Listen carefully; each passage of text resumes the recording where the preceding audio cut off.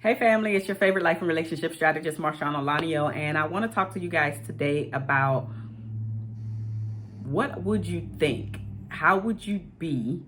Who would you be?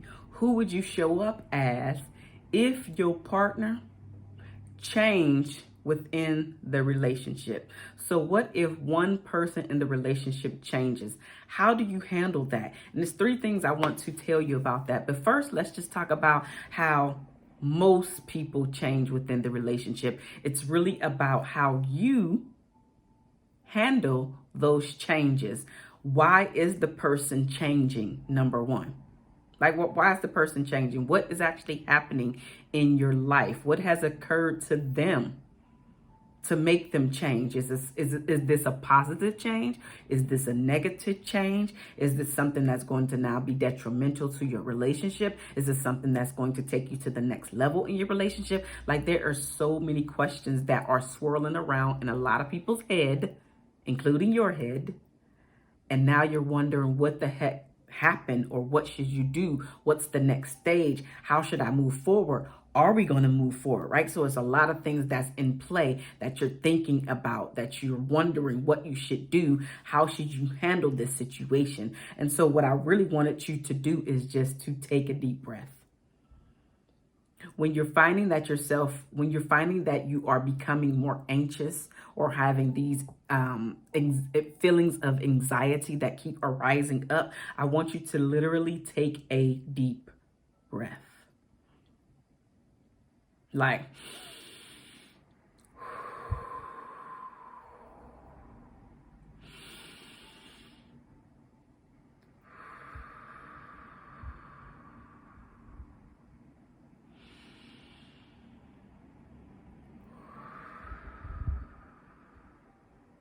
those three breaths will actually slow you down. It'll slow your mind down. It'll give you a chance to actually think about the thing that you want to say next, or think about the thing that you want to do next. But it also helps you to recalibrate yourself so that anxious feeling can go away, can stop haunting you. So take a deep breath.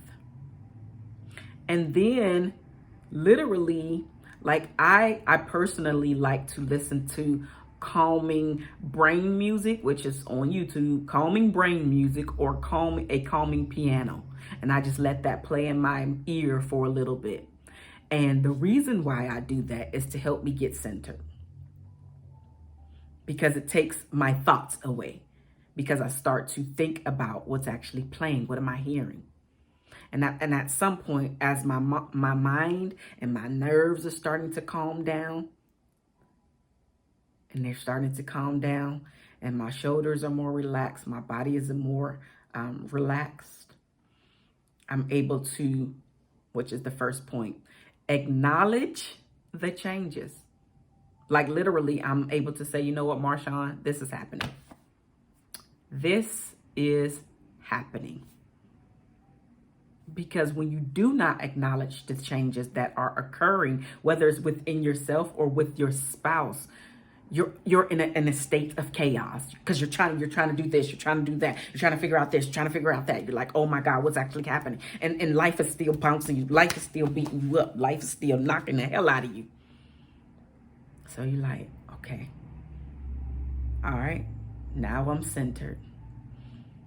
And I do this for 5 to 20 minutes, not long. It doesn't take long for me to get recalibrated, recentered. And I'm able to hear myself think. Because we live in a world that is so noisy. Whether it's the TV, whether it's the environment outside, the horns honking, the people talking, the music blasting, people fighting, just acting a damn fool, work not going so well. I am getting myself in a state of me being able to think. Doing that, I have to quiet and shut everything out. Quiet down and shut everything out. Acknowledge the changes. Then after you acknowledge the changes, remember, literally tell yourself, you know what, my relationship is not doomed. This does not mean that my relationship has to be doomed. This does not mean that my relationship is over. This does not mean that whatever is occurring, that my partner does not love me. This does not mean that I need to take whatever is going on personally, especially if it's your partner that's going through the change, but you automatically have to get on board because you're a part of the relationship. Now, obviously, this depends on what the change is, etc. Right, I get that, whatever. But by and large, your partner goes through something, and now you got to jump on board because y'all a unit, or maybe y'all trying to become a unit. Remember that your relationship is not doomed just because this change has come about. But you do have to adjust to the change. You both have to adjust to each other and adjust to the change, adjust to what life has thrown at you guys. But know that the relationship does not have to be doomed because this change occurred. Again, this depends on what it is. I get it, but we're going to move on from that, right? The third thing I want you to make sure that you understand is available for you to look for some type of help. We don't put enough, what's the word I'm looking for? We don't put enough energy into finding people who've been in our situations before because we like to keep everything at our hearts. We don't like for other people to intervene in our relationship. We also don't like to put ourselves out there where people know what's actually going on. Those sensitive topics, those sensitive issues, those sensitive things that you're going through in your relationship. You don't know if this is something that you're really ready to share with the next person. However, if you do, that weight instantaneously gets lifted off of you because now you've seen somebody who's gone through what you have gone through, and now they are on the other side of it. They're able to speak about it. They're able to tell you that everything is going to be okay. And then you are able to say, you know what, that's good. I'm able to use one or two things that they mentioned, that they said that they specifically did, because just remember, they are a different person. And this does not even matter who you're talking to. This could be your pastor, your priest, like anything religious related, whoever you're calling, right? At the head of your church or mosque or whatever, that person. Or it could be a trusted friend, like somebody who is not telling anybody your business. It could be a coach or a counselor, i.e. me, like a relationship coach. It could be your trusted aunt, your trusted uncle, father figure, mother figure, teacher, somebody that you trust, somebody that you can literally unload on, put your problem out there. Maybe they have a solution for you. Maybe when you're speaking in that moment, you'll get the answer that you've been seeking this entire time. But okay, let me back up. The reason why you didn't find that answer before you started speaking about it is because you was tight-lipped. And what I mean by that is when you're holding this stuff in, you're not getting any resolution. You're not getting any type of solution that you're looking for. But the more you speak about it, the more you're open about it, the more you're literally verbalizing what it is that you're going through. At some point, something that could have just been the simplest thing you have never thought about, because you didn't verbalize it, because you didn't get it out there and let God, your word could be universe, whatever, out there, help you. You're not verbalizing, you're not speaking it, you're not putting it out there so you can literally attract the answer to you. Attract the answer to you, attract the answer to you. Maybe the answer comes from you, yourself, because you're speaking. Maybe the answer comes from one of those people that I mentioned that you can trust and get the answer from. Maybe the answer comes from you and your spouse, you and your partner having that conversation, and you both come up with the solution together.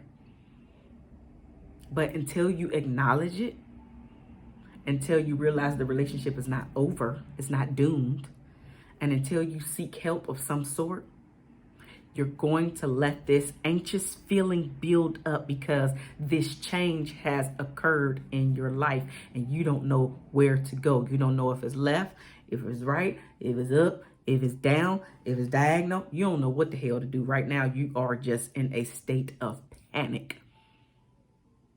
Don't be in panic. Slow down and take those deep breaths. And before we go, let's do 3 more. You're going to take it all the way in. As much as possible, keep going. Hold it. Release. With the release, you want to open up your mouth and release, but you also want to empty out your diaphragm as much as possible. Back up. Inhale. Hold it. Exhale. The last one. In. Hold it. Exhale.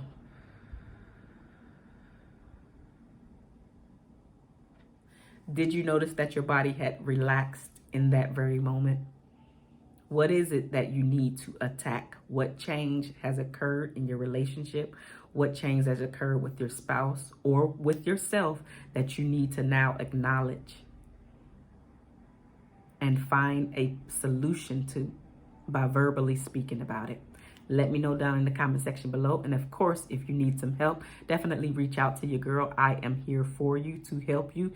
To help you, help me, help you, help me. Okay? I will see you guys in the next video. 2 finger salute, y'all. Deuces.